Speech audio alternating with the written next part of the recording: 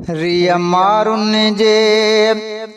केड़ियों ईदूं कयां रिया मारुन जे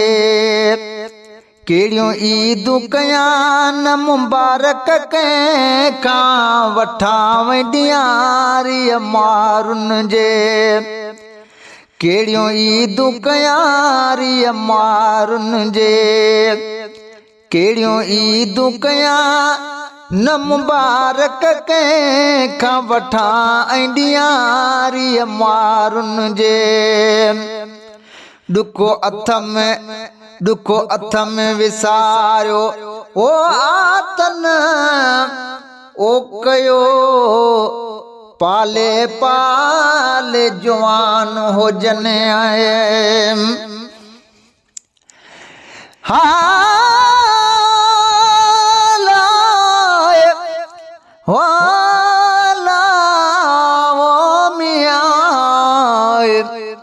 ओ उमर अबाणे पार दे लस बदन लोयो आणे पिरे पंध तो आब भरे ओयो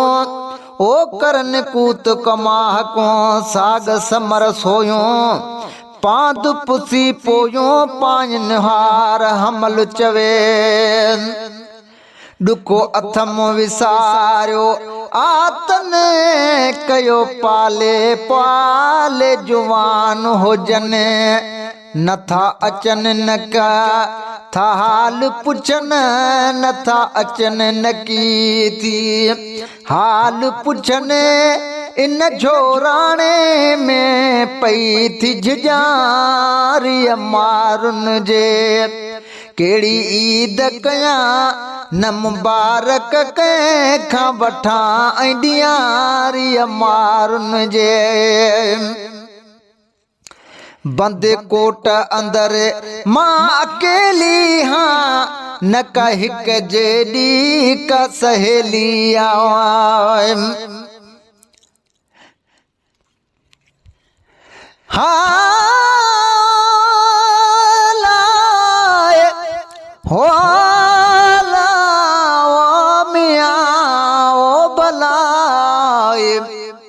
ओ अल्लाह ओठी आण अज डाडाणे डेह जा खियन जूंडे खबरों हमल चेहित हाण ओ आया बटे डीहड़ा मारुन में मेहमान अमानत युमान अमरर उमर रसाइज ओ डहिए बंद कोट अंदर मां अकेली हाँ न का हिक जेडी न का सहेलिया बी मूर न हित बाह बेलिया कैसा सूर वही सरत्यों मसल्यारिया मारुन जे केड़ी ईद कयां न मुबारक कंहिंखां वठां ॾियां रिया मारुन जे नवा कपड़ा की न की ओ पाई जस ही लोई लिंगन तन लाई जस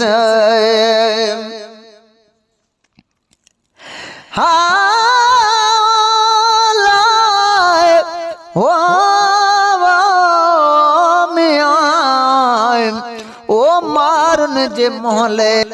मारुन जे मनहन ले ओस के सारे जिंदड़ो ओ कयो मोह मलीर दे झलिया वतन वा हमल चहित मारन रहण नाहे रवा काटे के दिल मां वरी बेड़ी चन वञा मां नवा कपड़ा की न की हो पाई जस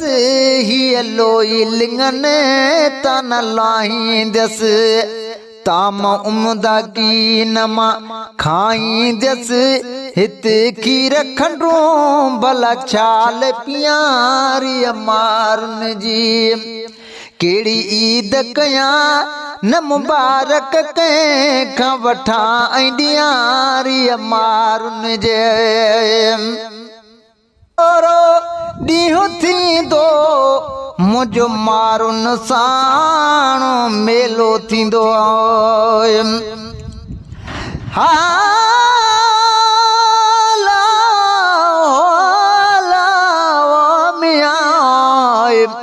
ओ तुझी सूरत सोमरा बाया शक्ल शीं